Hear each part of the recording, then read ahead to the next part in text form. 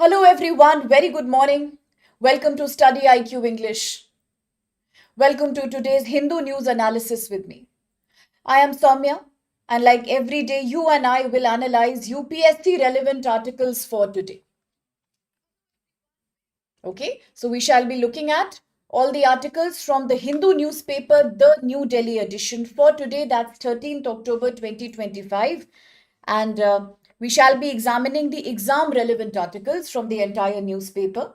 So here I have about 6 articles for you today, okay? And before I start, a very good morning, my dear Sakshi, Ramu, Cecilia, Shubham, Manoj. Very good morning, very good morning. It just started, Ramu. I just started the lecture.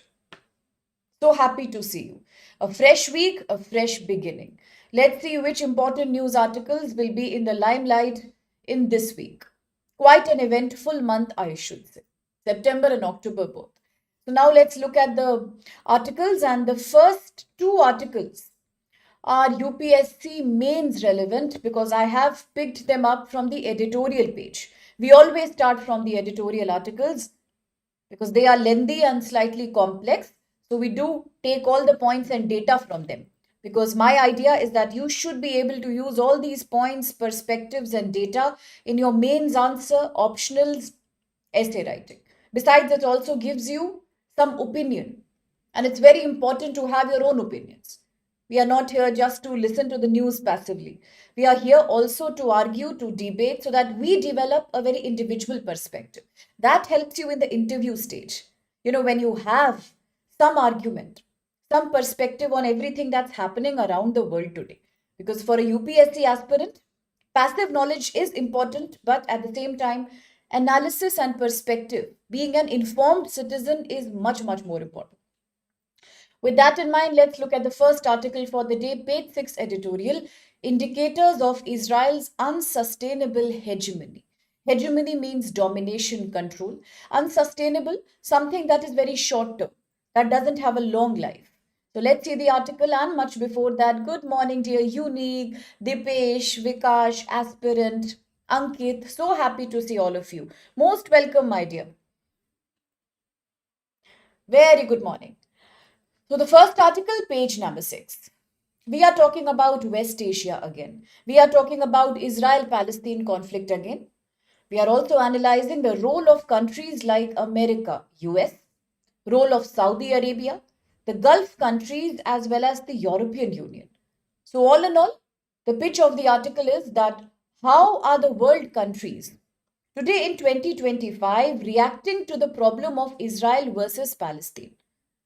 Since the last 2 years, beginning on 7th October 2023, when the war between Israel and Palestine became very aggressive. Hamas attacked Israel 7th October 2023. It was an unexpected, unannounced attack.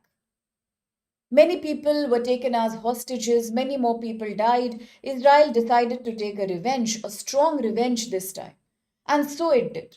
In the last 2 years, we have seen killings, genocide, Israel's occupation of West Asia, Israel execution, killing of various Hamas outfits as well as common citizens. We also saw Israel attacking Syria, Yemen, Iran, Qatar. Why?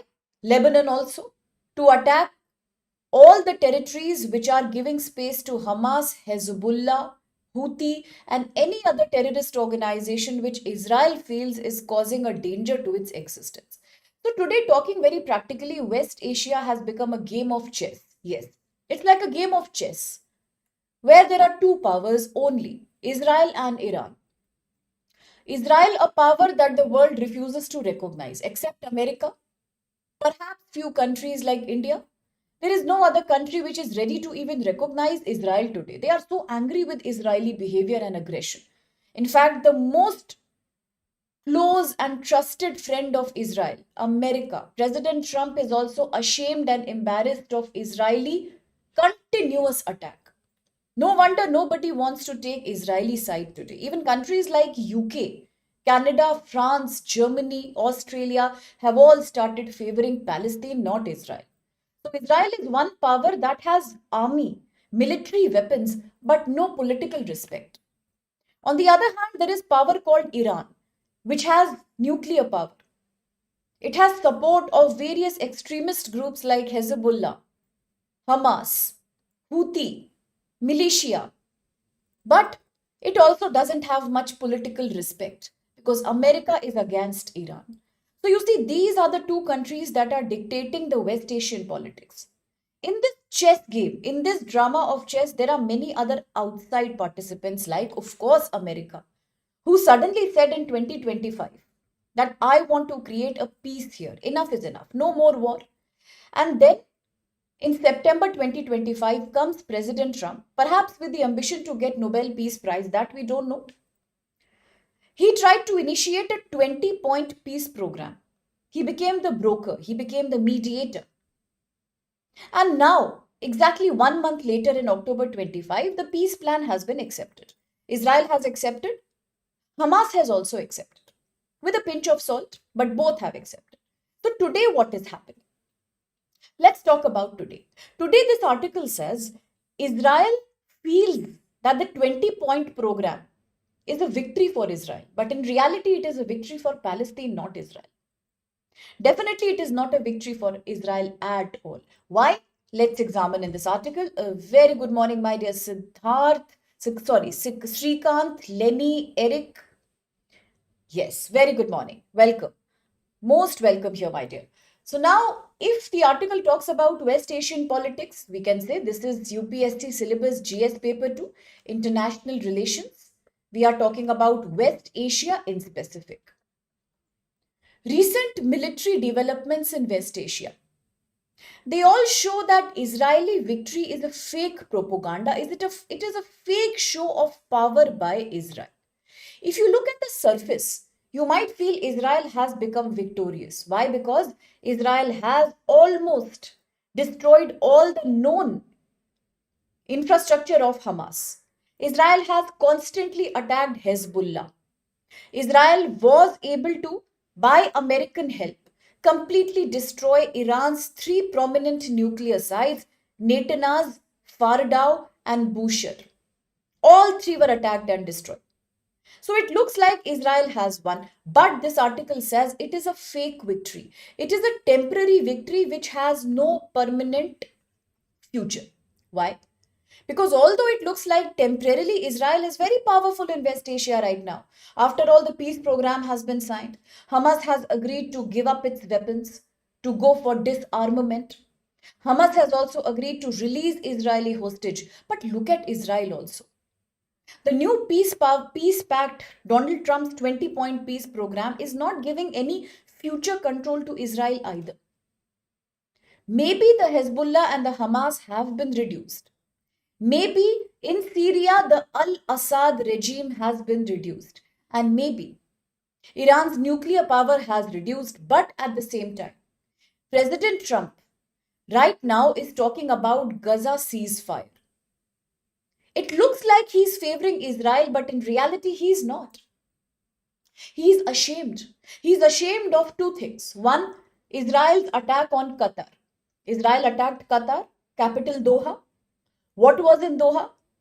Doha had the largest military setup, largest military infrastructure of America in West Asia. Was it not a slap for America when Israel attacked Qatar? Yes, definitely. President Trump had a face false in front of the whole world. He promised Qatar nothing will happen, and immediately Israel attacked. What respect did President Trump get? Nothing. Second, it looks like Israel has been victorious, but actually Israel's hands have become tied now. See, before the peace pact was signed by Israel and Hamas both, Israel was acting like a king. It continued to attack the Gaza. Jewish settlements were only expanding in West Gaza.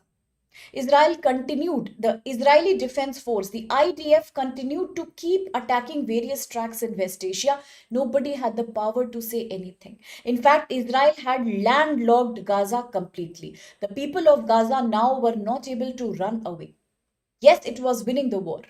But today comes the 20-point peace plan by President Trump, and now look at Israel's condition. Israel's hands are tied now.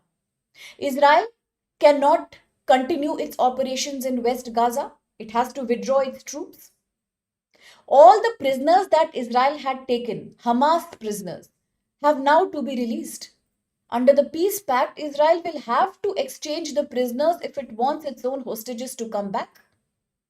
At the same time, Israel thought that I will occupy the whole West Gaza. But did that happen? No. Because today Israel has to evacuate and a new area under West Gaza is being created under American leadership called as Riviera. Riviera, a modern industrial hub. Israel has no complete control on that. At the same time, Israel wanted to have a Jewish monopoly in West Gaza region. But today, what is happening?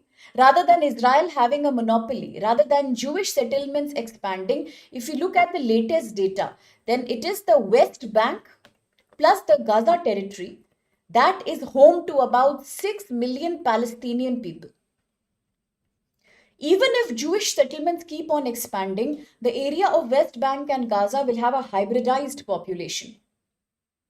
Half Jewish, half Palestinians. So did the Israel idea of creating Israel monopoly, the Zionist is Israel idea of expanding Jewish territory, was that successful? No, it wasn't successful because half the population is indeed Palestinian even today. So the concept of Jewish homeland has been defeated by America at the same time. Now look at the sentiment of the world towards Israel. Who is giving respect to Israel right now? We all know when Israeli Prime Minister President Netanyahu was traveling to America, the New York City, to attend the recent United Nations General Assembly meeting, he could not even fly from Europe.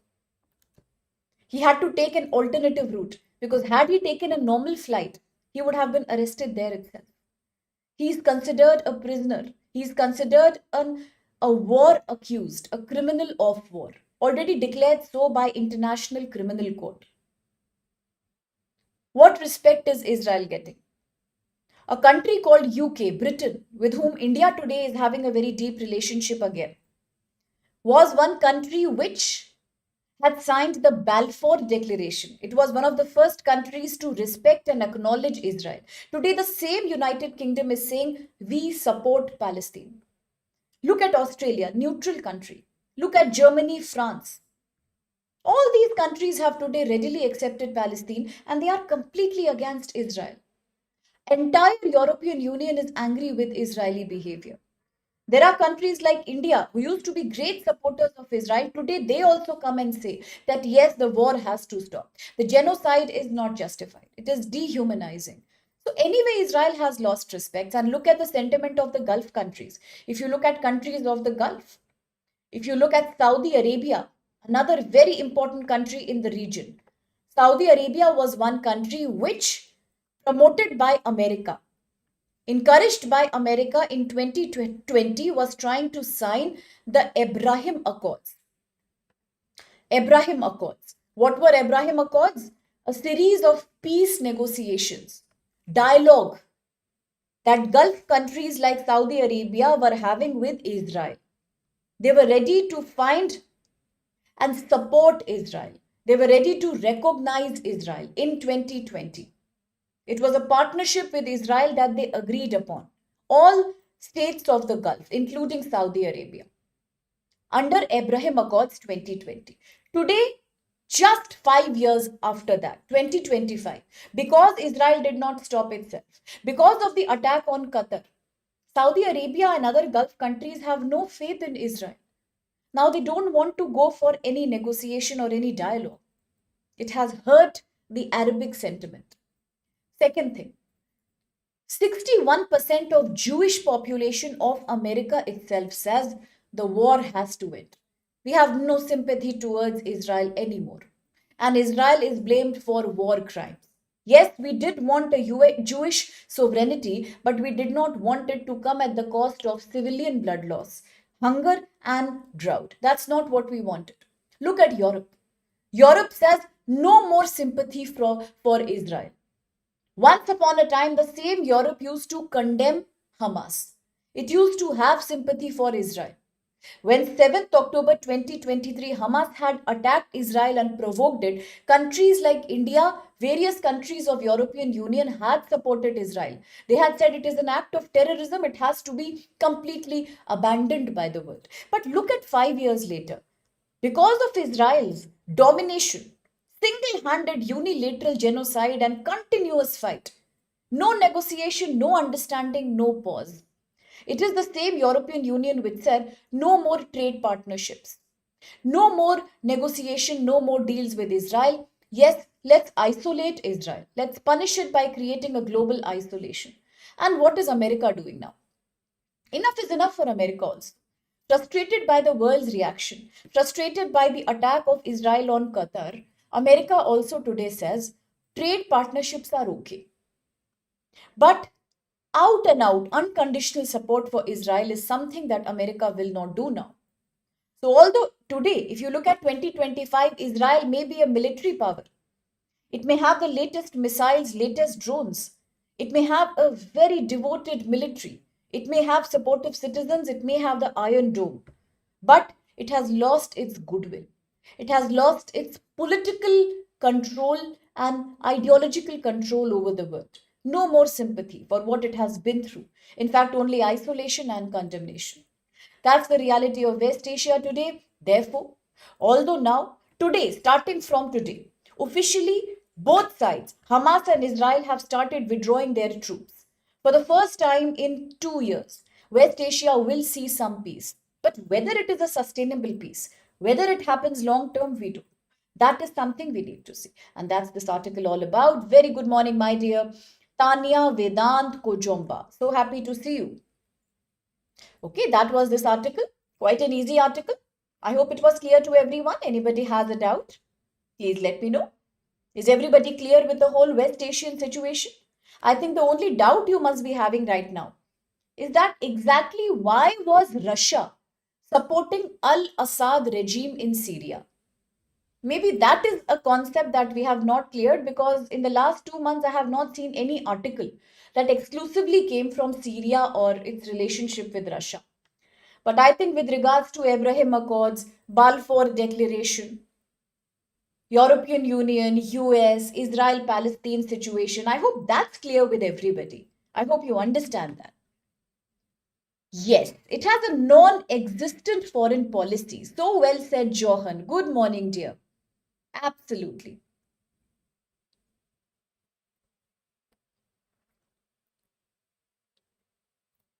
In terms of military, see, there are certain countries who completely refuse to sign up for global trade agreements, global peace agreements. There are many countries which are not even recognized by United Nations, by the way, and still those countries exist. This is about self-proclamation of power.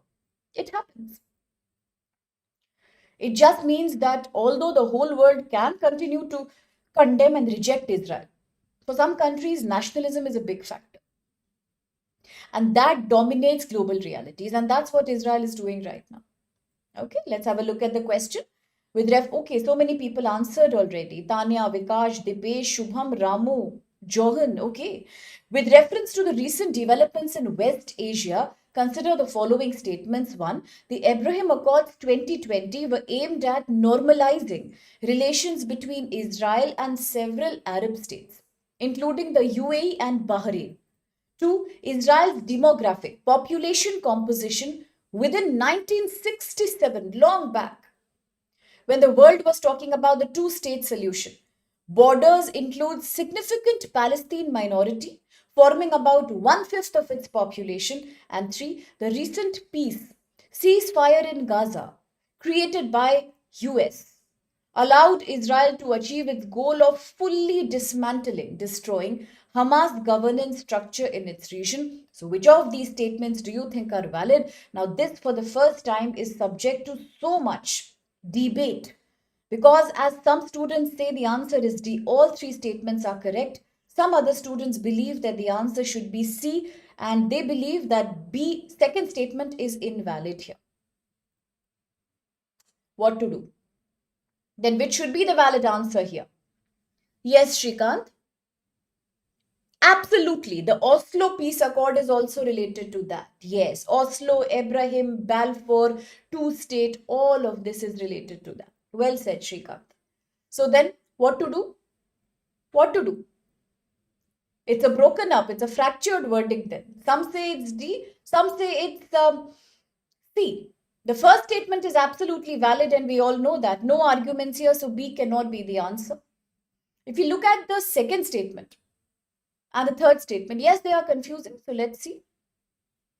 Let's wait until the last slide and then decide which was the valid answer and then explain also why was it the valid answer. But let's hold on.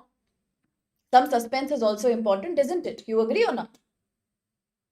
Second article, again editorial page, page number 6. Great Nicobar revives the issue of nature's legal rights. So which GS paper can we associate this with? GS paper 3. Why GS paper 3? Because GS paper 3 includes topics climate mitigation, global warming, natural disasters, disaster mitigation. Plus, it also is related to GS paper 2 because we are talking about the right of tribal communities in India. They are one of the most important vulnerable communities in India, especially the PVTGs, particularly vulnerable tribal groups. Now, which committee in India? Which committee in India had for the first time identified the PVTGs? Very easy question. Can anybody give me the answer? Which committee had identified, rather which commission had identified the PVTGs, particularly vulnerable tribal groups in India? Anybody knows? I'm sure you know. Was it 1973? Very good, Dipesh. Absolutely. The very good, Vikash. Dhibar Commission. Absolutely. And what if I ask you, which state in India has the highest population of PVTG? What should be the answer to that? Which state in India has the highest population of PVTG? Very good, Rajneesh. But which state has the highest population of PVTGs? Total number of scheduled tribe in India? 8.6% of the population. Largest scheduled tribe in India? Bhils. Second largest? Santhal. Very good. Absolutely, Dipesh. Absolutely, Vikash. It is Odisha. Yes, Odisha has the highest concentration of PVTGs. Tribals, very good, Ramu. Tribals with lower literacy level, socio-economic backwardness, declining population. First identified back in 1970s by the Dhibar Commission. And how many PVTGs do we have presently? Identified 75. Odisha has the highest number of them. Absolutely, yes, Rajneesh. Well answered, all of you. Brilliant. Absolutely brilliant. So we are talking about one such backward, vulnerable, very good, Vikash. 75 PVTGs out of 705, 8.6% scheduled tribes. Brilliant. Absolutely. So now, if this article is about Great Nicobar Island, we all have spoken about this before. The Great Nicobar Island is a huge transshipment port, airport, township, industry factory that is now being created in the Great Nicobar Island.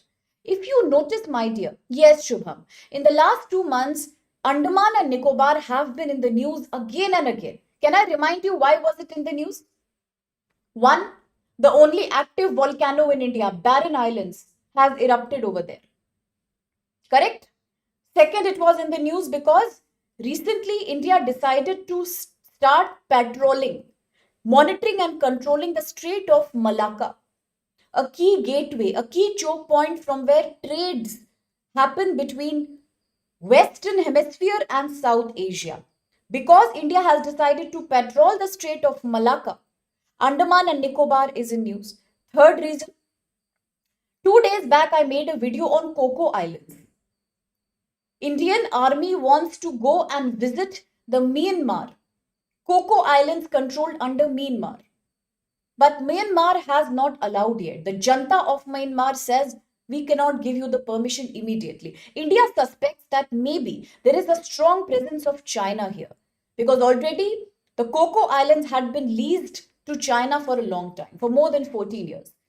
Today, the military junta of Myanmar says there is no Chinese presence, don't worry. But India is scared naturally because Coco Islands are very close to India's own islands. Landfall Island, APJ Abdul Kalam Island. Anything we do from our country, any missile, any spacecraft can be monitored by somebody who is sitting in the Coco Island. That's why also Andaman and Nicobar has been in the news. And places in the news are important for prelims next year. So please remember all the reasons why they were in the news. Today, once again, they are in the news because of the great Nicobar Island. Why does India want to create this island? Why does India want to create this project, the Great Nicobar project? A massive mega transshipment project in the Great Nicobar, for which many hectares, 13,000 hectares of forest will be cut. These forests, which are a great habitat for olive ridley turtle, many other different kind of endangered animals, which also provide mangrove forest, protection against tsunami for these islands and the tribals.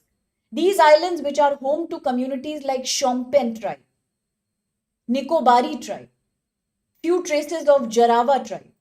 Why are they being cut? Why these forests are being reduced for the Great Nicobar? Because according to Indian government, we have to make some infrastructure in the Great Nicobar. It is important to improve our strategic presence, absolutely Johan, in the Indian Ocean region. Because China dominates the entire sea area. China's blue economy is strong. China dominates South China Sea, Western Pacific Sea, and Indian Ocean. To stop Chinese monopoly, India needs to have some footprint in the Indian Ocean.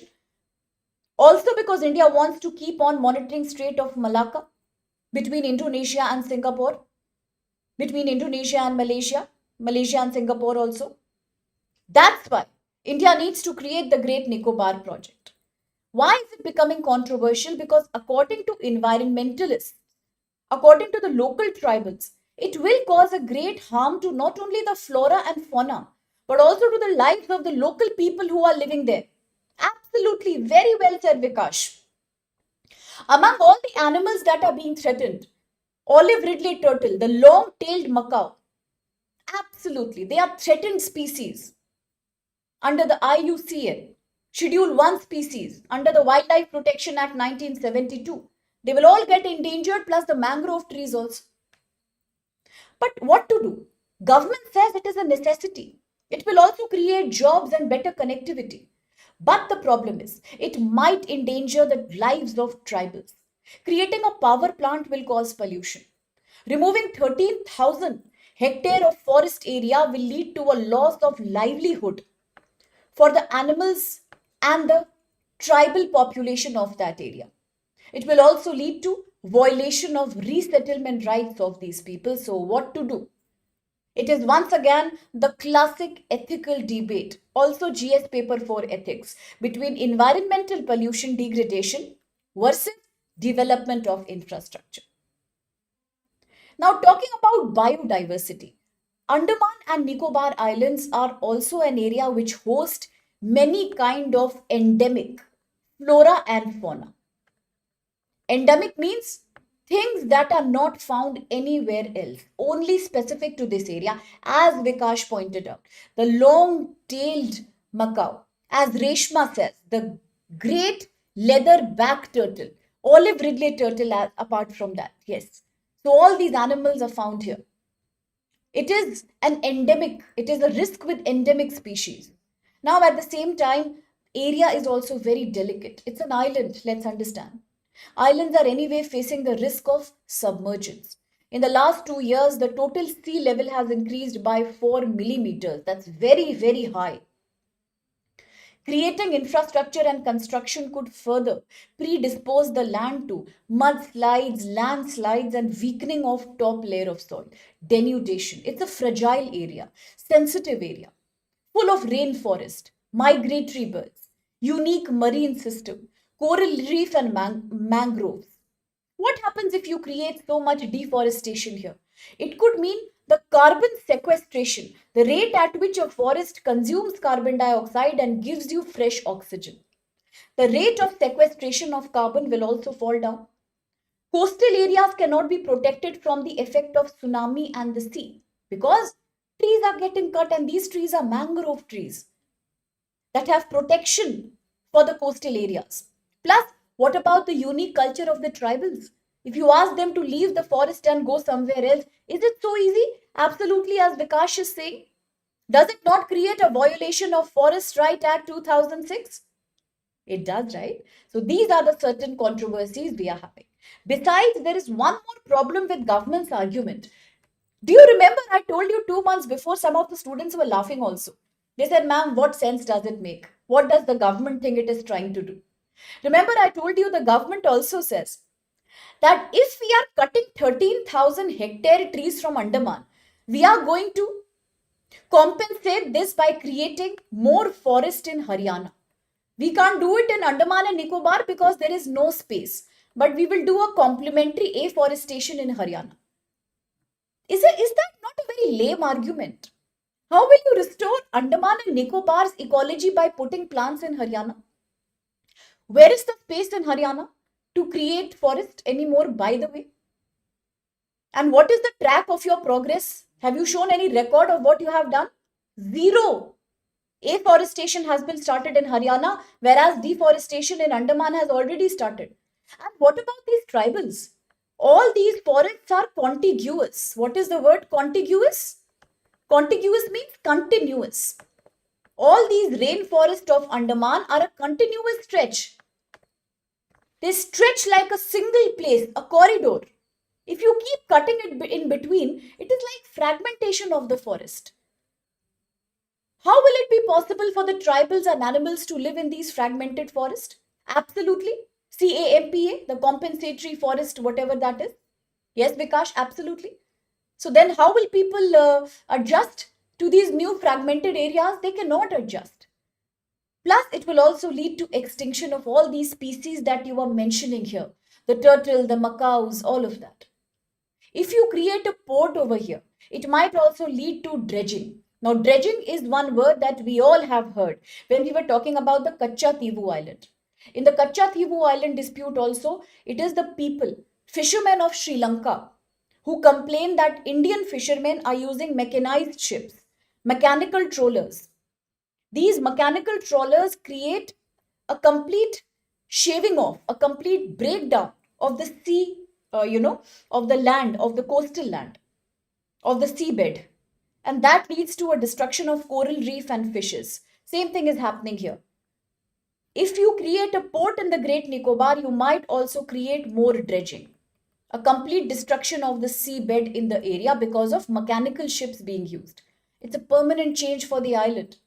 Bottom trawling, absolutely Vikash, very well said. Good morning, Gayatri, my dear.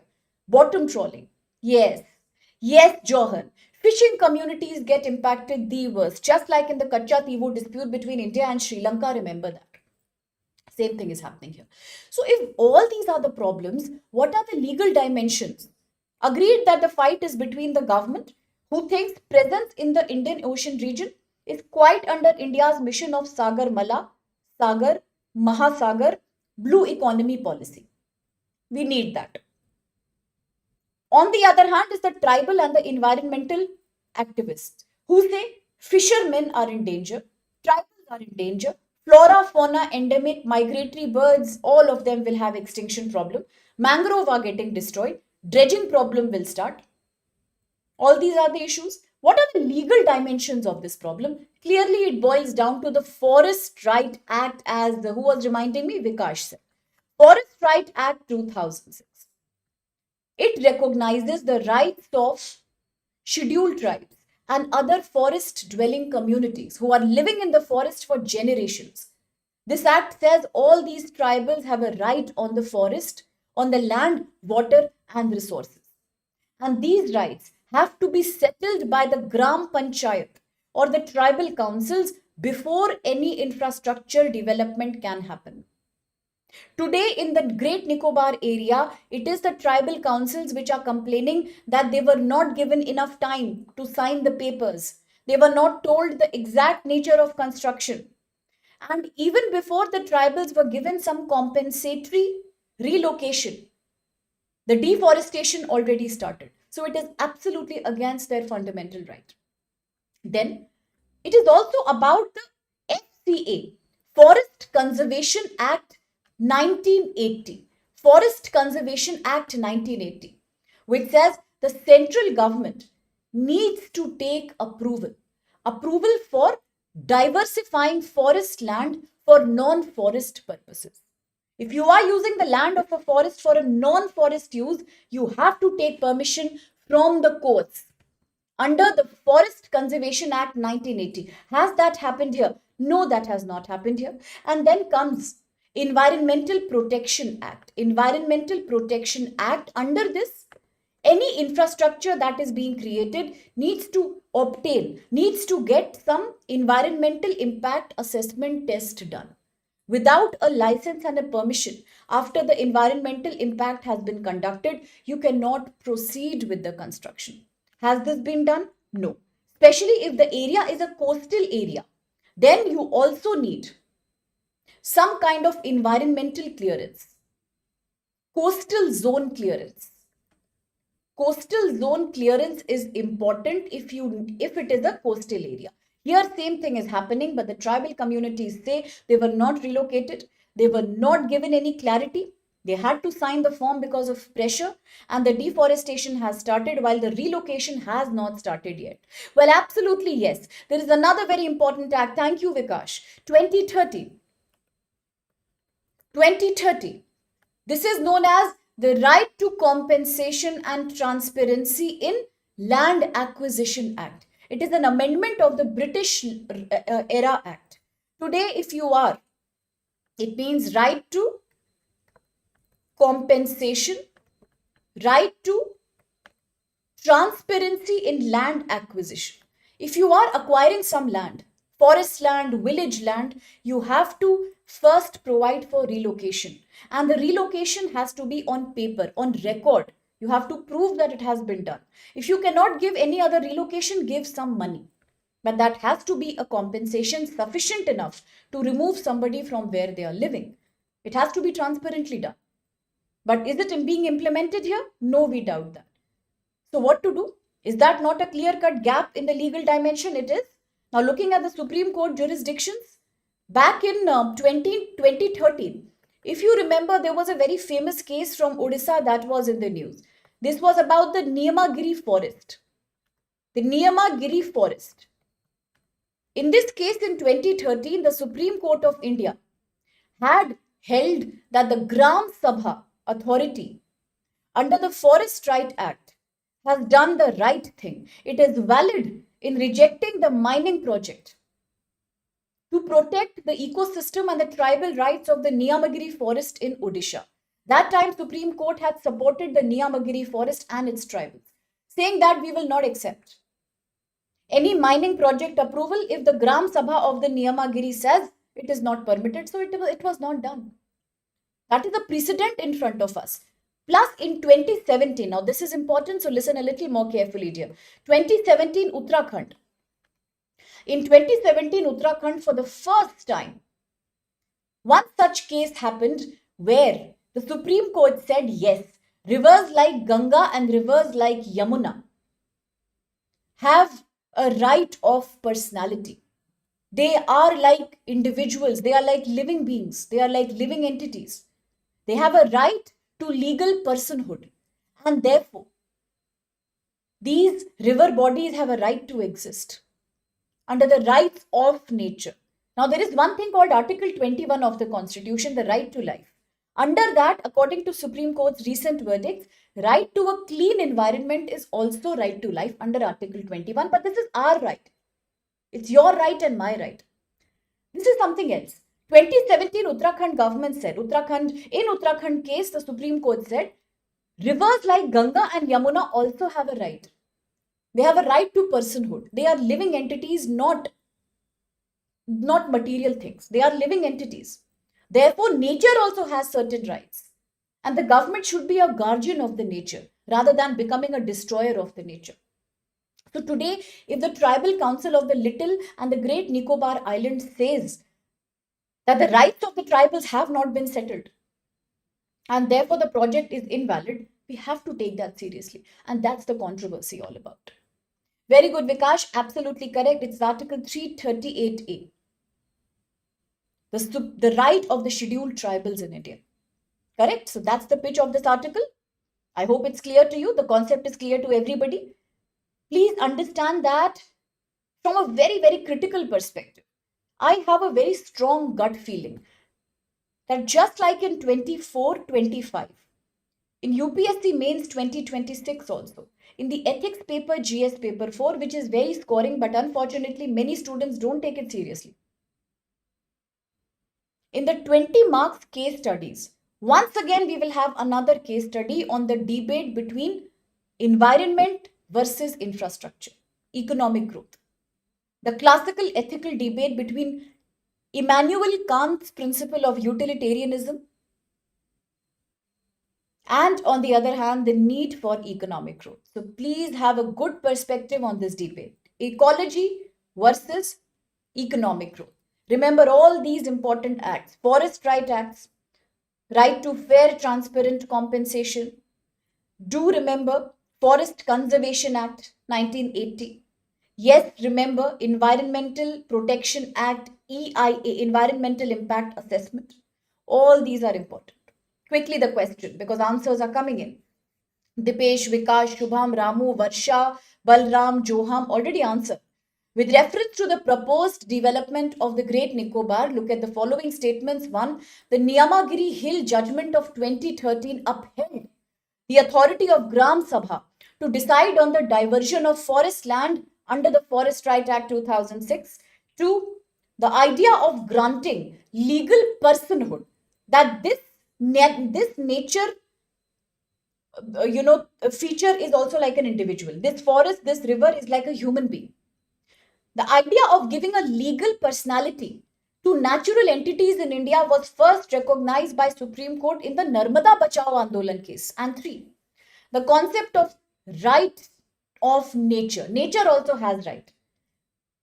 Judgment recognizes natural ecosystems such as rivers and forests as subjects having legal rights. So which of these statements are correct? Absolutely. With all the people I have already named comes other responses like aspirant Rajneesh. Absolutely. That's correct. Correct. First is correct. But one second, hold on. There is a problem here. There is a problem here. Why is everybody saying that the answer is D? Why has not anybody looked at the statement number 2? Have you not understood? Just 2 minutes before I was explaining something in the last slide. I said, please listen carefully, everyone. 2017 Uttarakhand. What happened there? The court said that rivers like Ganga and Yamuna have a right to personhood. They also have a right like of legal protection because they are also personalities. That was for the first time. The courts recognized the right of natural entities like rivers and forests as legal personhood right. That was Uttarakhand. Second statement is saying it happened under Narmada Bachao Andolan. No. This is a completely misfounded statement, Varsha. We have not discussed Narmada Bachao Andolan in this article at all. No, we have not discussed Narmada Bachao Andolan in the article. That was another case led by Miss Medha Patkar. That was different. That was to protect the tribal life of the Narmada region. That was a different thing. Yes, it was also about environment versus nature, but this has not been covered in the case. Right? In this article, we have discussed other Supreme Court cases like the 2013 Niyamagiri case, 2017 Uttarakhand case. So second statement is not correct. If second statement is not correct, then what will be the answer? Correct. Absolutely, Johan. Then what should be the answer for this question? Yes, everyone. Ramu, Rajneesh, aspirant, Vikash, Dipesh. My dear, what happened? What will be the answer? How can the second statement be correct? Then what will be the valid answer? Yes, Eric. Yes, Shubham. Absolutely. Yes, Johan. Then the answer here will be C, right? Naturally. Yes, Varsha. Yes, Ramu. Absolutely. Correct, Rajneesh. Correct, aspirant. Why will it be C? Because we know that for the first time, the idea of giving nature the right of personhood, it emanated from 2017 Uttarakhand case. In the case of river Ganga and Yamuna, yes, Dipesh. So therefore, it is not D, it is C. Okay, a little more alert with the options, and then all is very good. Now the next article is page number 7. It is basically asking a question. Of late, you must have heard how in Bihar, right before the election, the Prime Minister of India, Shri Modi, had also been to Bihar. He also inaugurated a very famous scheme in Bihar, Mukhyamantri Mahila Rozgar Yojana. So much money, rupees 10,000 transfer was done to 75 lakh women accounts. Why was it done? It was done to promote entrepreneurship and self empowerment among women. Similarly, we have the Ladli Bahin Yojana. So many other programs are running nowadays. Ladli Behna Yojana and Mahalakshmi Yojana. All these yojanas are running. What kind of yojanas and programs are these to promote women empowerment? All these are called direct benefit transfer scheme. I have mentioned earlier, when the government chooses to transfer money directly in the bank account of a beneficiary, it is called as DBT scheme, direct benefit transfer scheme. It is considered a perfect scheme because there is no loss in between.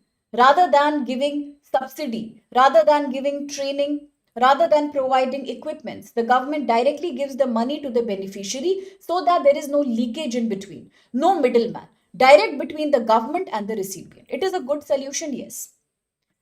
Under UPSC GS Paper 2, it is a very good welfare program concerning vulnerable communities, particularly women and economically weaker sections of India. But this article is asking a question. Is it enough to give women some money? Is it enough to identify the beneficiaries and then create a bank transfer in their name? Under, as you're saying, very good, Vikash, Jivika scheme, Dipesh, Lakshmi scheme in West Bengal. Yes, Matritva Vandana Yojana was another one, I agree. Then you have the Ladli Bahina.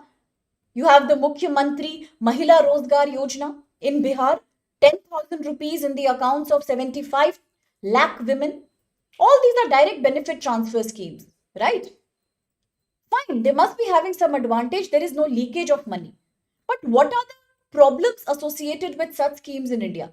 The biggest is digital divide.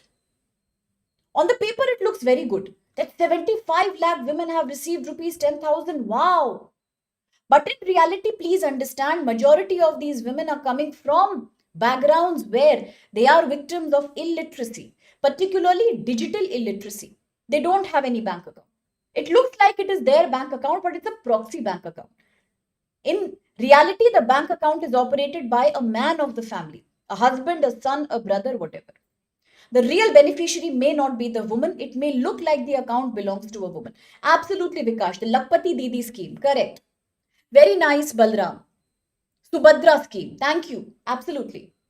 Yes, that answer was correct, my dear. Akhtar, it was correct. The Jivika scheme, Vikash. Yes. So all these schemes, they look very good on paper. In reality, we can also understand these could be proxy accounts. Yes, order. The zero account. Proxy accounts. Looks like the account comes from from a woman. In reality, it's being operated by a man. What about that? Second, will money solve the problem? Now, let me introduce a very good concept here. I always talk about this concept when I'm teaching GS paper 2, social problems in India. This is known as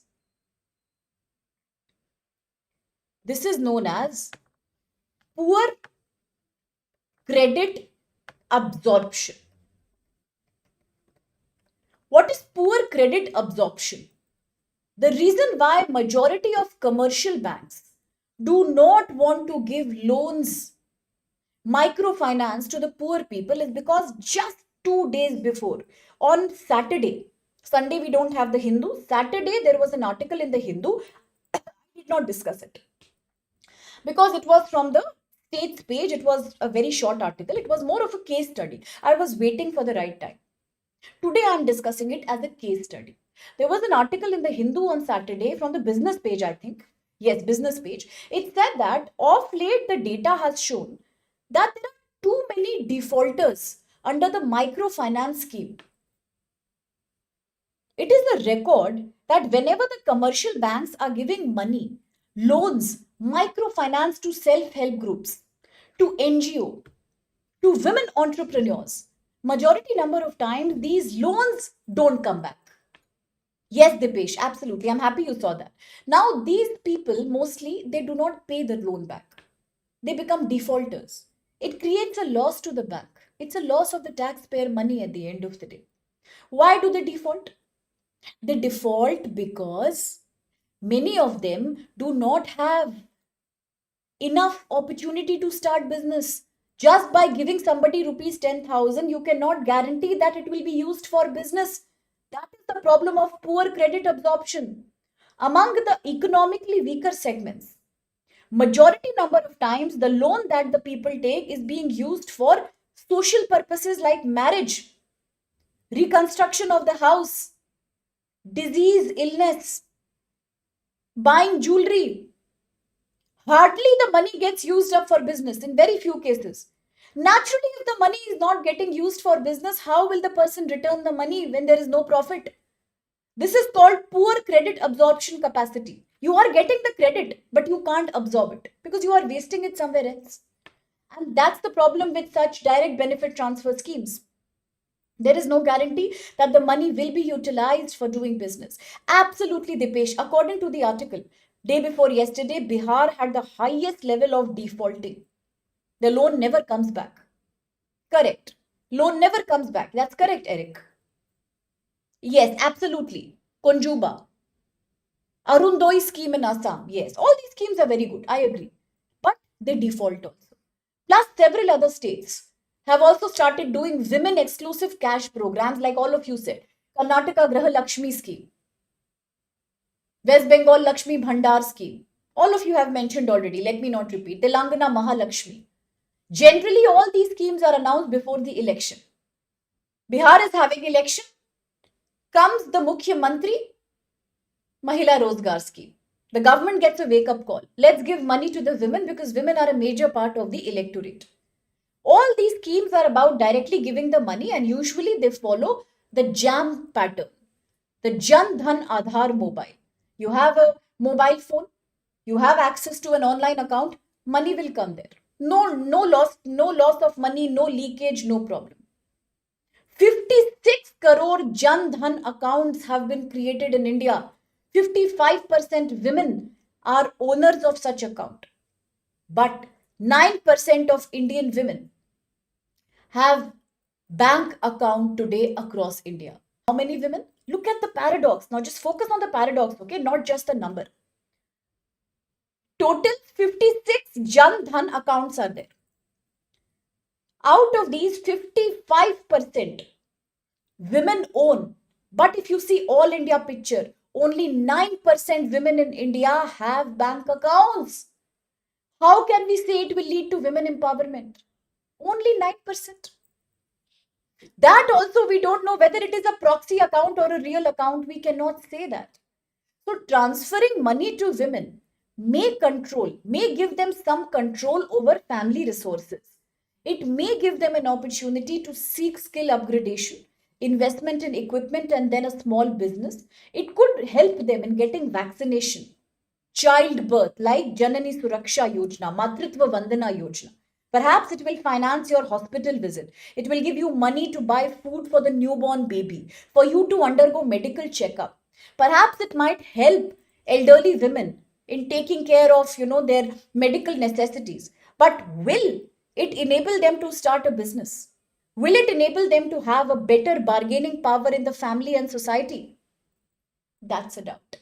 Why? Because 20% of women accounts are inactive. Such small amount of money is credited into them that over a period of time they become useless.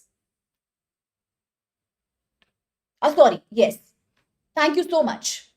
Thank you so much, Sachin. Absolutely.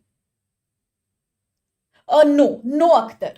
Manrega will not come under DBT scheme. Manrega is about Mahatma Gandhi National Rural Employment Guarantee Scheme. There, people are getting 100 compulsory, 100 fixed days of job out of 365 days per year. That gives them job, and from that income comes. But under a direct benefit scheme, you directly get money from the government, like all these yojanas we spoke about, Lakpati Didi and Lakshmi Bhandar and all of that. Okay, understood? So that's the thing here. Is there a problem with the scheme? Yes. Many could be proxy accounts. Very few women operate accounts. 20% of them are inactive accounts. Most accounts are usually done for transferring. Digital payments are hardly something that women are doing. Plus, cyber frauds. Since many of these women are not highly digitally educated, it may also create privacy and digital cyber fraud complaints.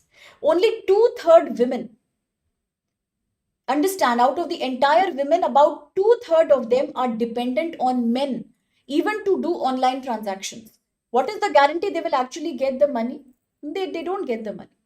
Then there is this patriarchal culture that women should not work, women cannot work. If they work, where do they have market linkage? Where do they have contacts?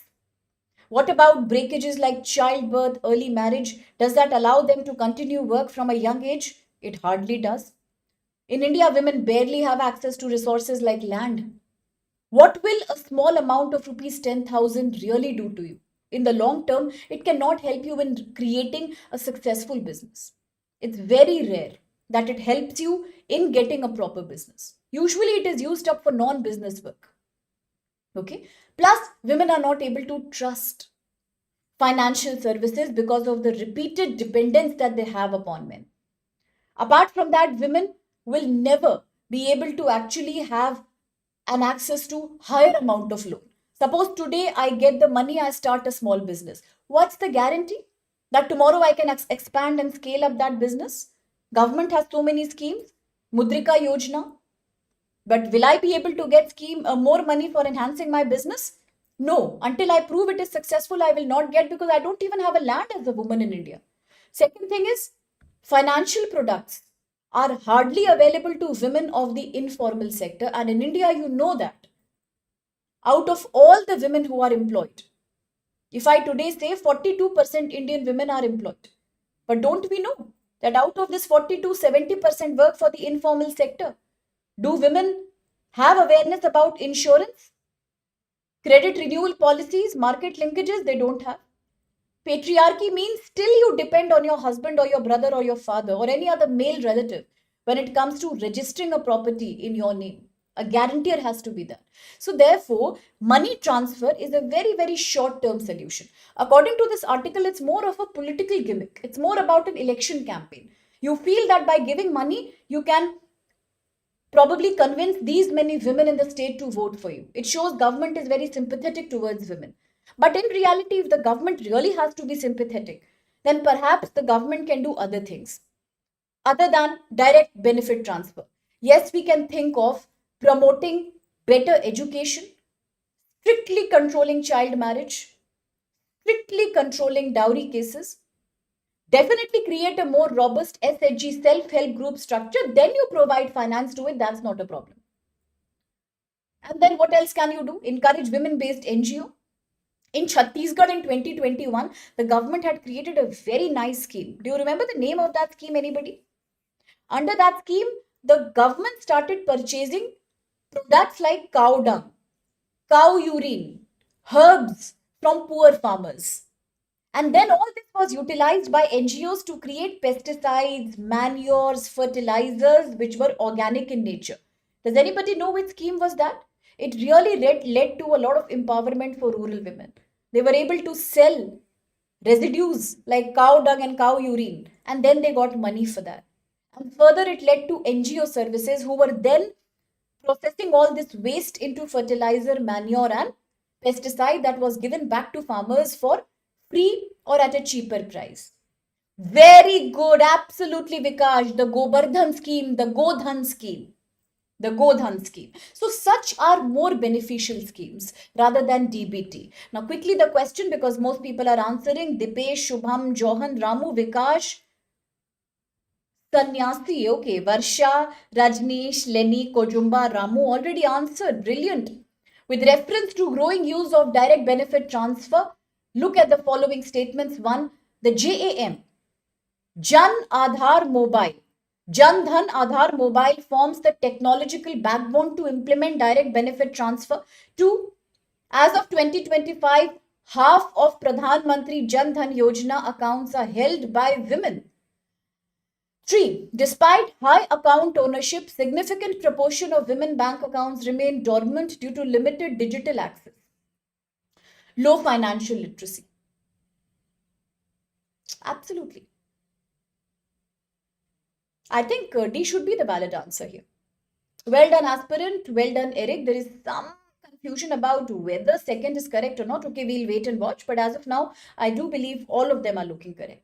Yes, very good, Sachin. Good, Johan. Good aspirant. Now, we are done with the more complicated, lengthy articles. Now, quick news in the passing for your prelims. Himachal Pradesh, a state that was constantly battered by flash floods and cloud bursts, is again in the news for a positive reason.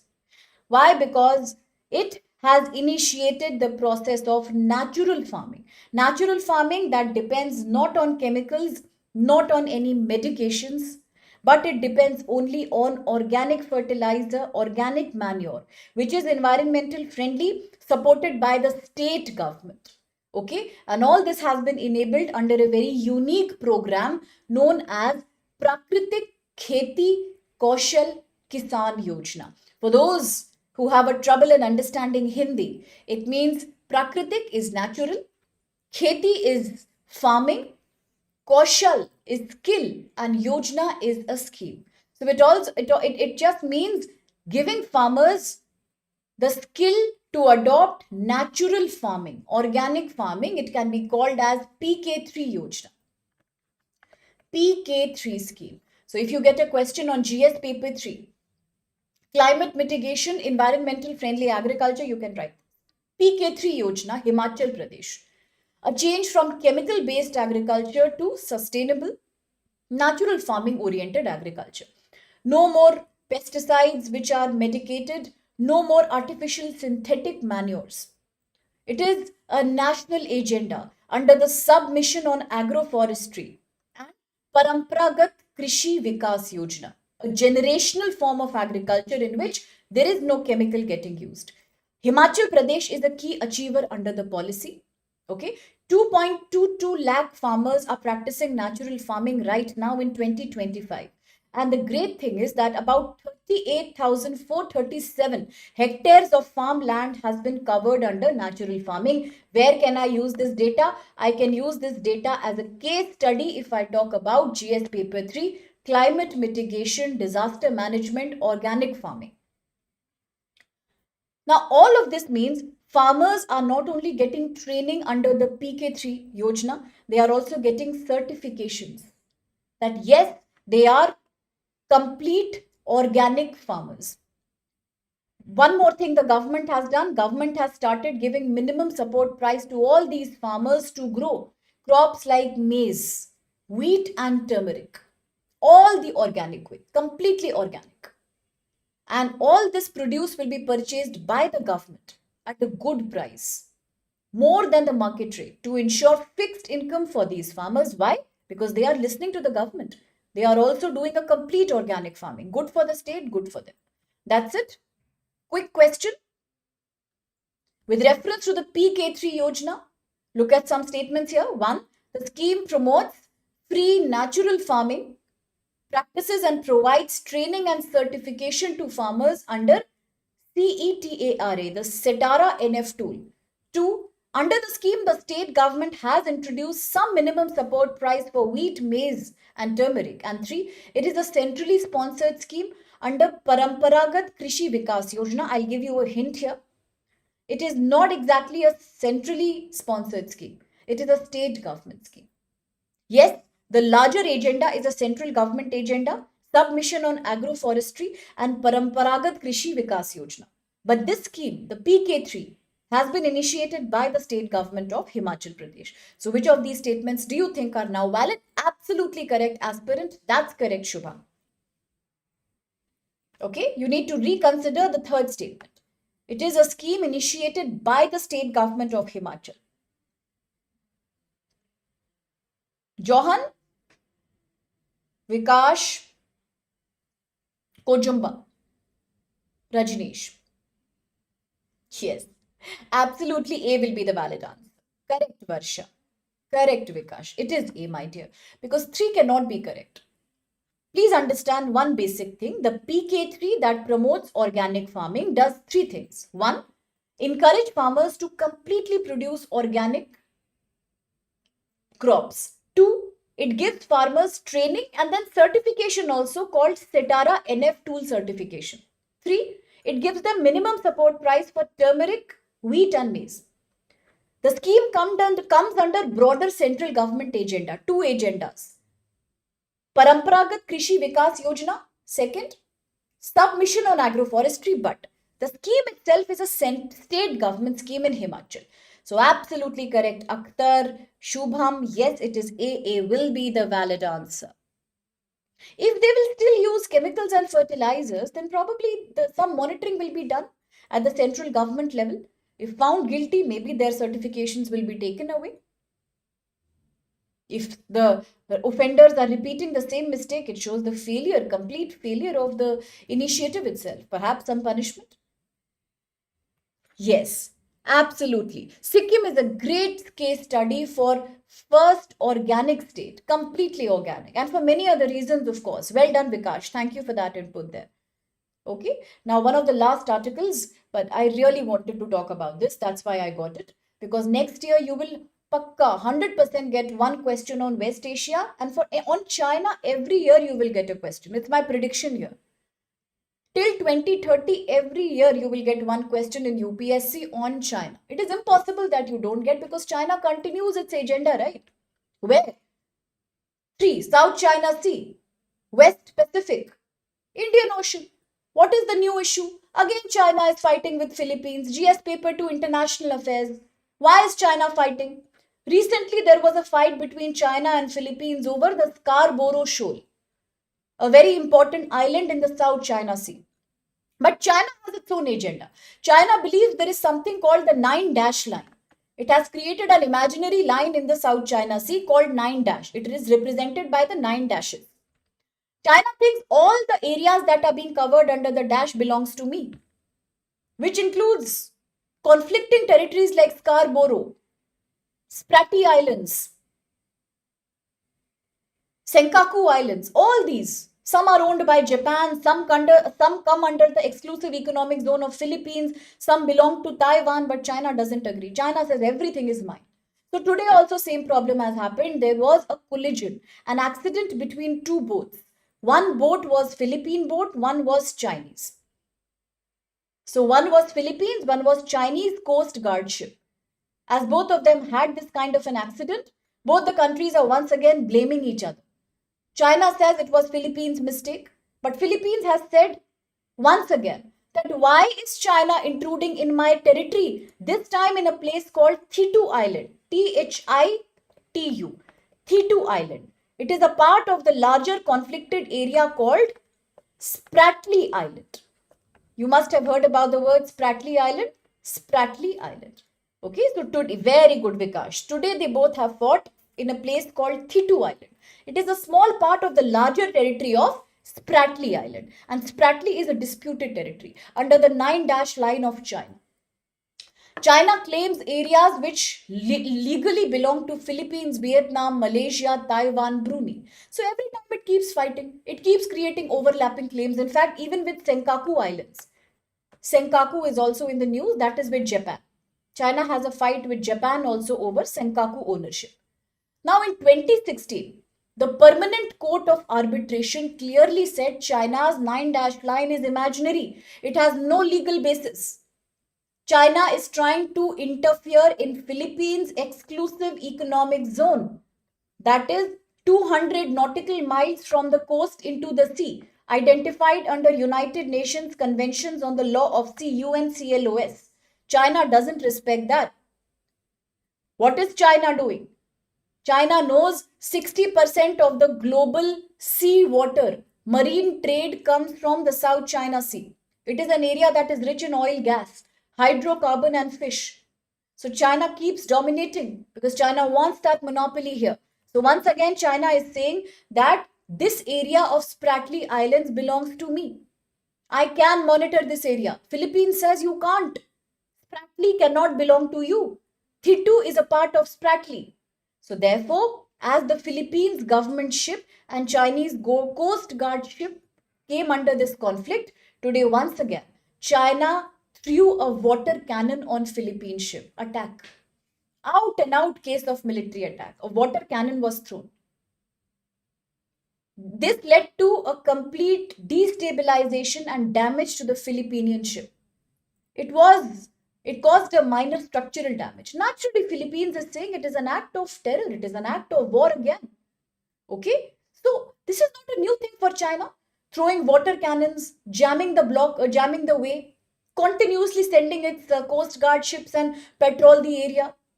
Suspicious drones flying over these regions, harassing the fishing vessels and fishermen of other areas. What is their mistake? They are doing in their own exclusive economic zone, then why China is having a problem?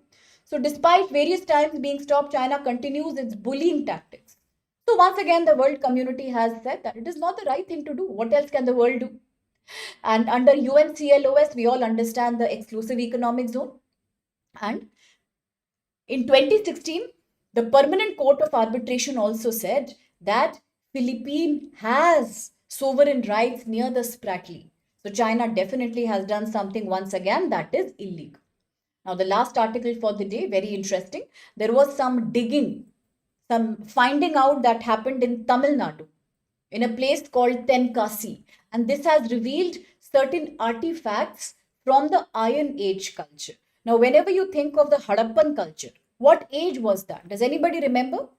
If I talk to you about the first chapter that you do in ancient history after Paleolithic, Mesolithic, Chalcolithic age, what do you study for UPSC? First proper culture in ancient history, from where we usually start the history of India's society. What is that? Is it not the Harappan culture, Indus Valley civilization? First urban culture in India? And what age was that? What age was that? Copper, iron, bronze? What age was that? Anybody knows?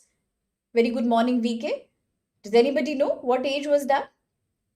Okay, once you answer, we'll discuss. But right now, this excavation that has happened in, yes, absolutely, Vikash, the Bronze Age culture, Harappan culture, Bronze Age culture, good. Then when did the Iron Age culture start? Do you remember during the 5th and the 6th century BC, as the later Vedic period became prominent in North India? And after that, slowly, we keep hearing about cultures like the 5th and the 6th century BC's culture, the Mauryan culture, the areas and the dynasties around Magad. Do you remember after that, religions like Buddhism, Jainism kept coming and became very, very prominent in India? That was for the first time, yes, after 1500, absolutely, that we see Iron Age in India. When forests were cleared, industries and factories started coming, also known as the also known as the second wave of urbanization in India. First was Indus Valley, second urbanization after Indus Valley was now, and third happened after the British came in India. Okay, so remember that the Mahajanpad age, very well said, Dipesh, absolutely, that's the Iron Age. So from that time period to now, we are finding certain evidences in parts of Tamil Nadu, in areas like Tirumalapura, Tenkasi. In Western Ghats, you are seeing burial in urns, pot burials. Okay, first of its own kind in Tamil Nadu. We are finding grave items like ceramic ornament, and all these are being said to be associated with the Iron Age. So it's a small discovery, but it is important for UPSC for PIN, places in the news. So remember Tinakasi, remember Tamil Nadu Iron Age, Western Ghats area. Because for India, If you talk about Tamil Nadu Iron Age, then it was a change from Chalcolithic, the copper stone age, to the more modern Iron Age in South India. It also showed the initial caste system, stratification, how did the material culture of the area develop, and that's all for the day. Now we had some confusion about one answer. Please verify that from here. If you have any doubts, let me know. Absolutely well answered there, Vikash, Dipesh. Eric, yes, 1200. 1500 was the period. Yes. 600 BC to second was second urbanization in India. A lot of students were confused. They often say that industrialization, urbanization happened after British came to India. Not really. First was Indus Valley, second was Iron Age, 5th, 6th century, and third was when the British started industrialization. Correct? So may I take your leave now? Done with the Hindu today? That's all for the newspaper. Now, one or two more developments are there. Indian government is sending one representative to Egypt to finally endorse the peace deal between Israel and Palestine. Then few other developments. In Bihar, the elections are around the corners. A lot of political mess going on. So we shall pick that news as it comes this week. Okay. In the meantime, thank you so much for being with me for such a lovely interactive session. For all your support and all your enthusiasm. That's exactly the reason why we have this session in the first place. I honestly hope it does help you. If there's any other thing that you want me to talk about, please let me know. Okay, I'd love to bring it back to you. So thank you so much, dear Dipesh, Kojumba, Shubham, Aspirant, Rajneesh, Varsha, Johan. Thank you so much. God bless all of you. Thank you, Sakshi. Thank you, Unique. I'll see you tomorrow once again. Bye and take care.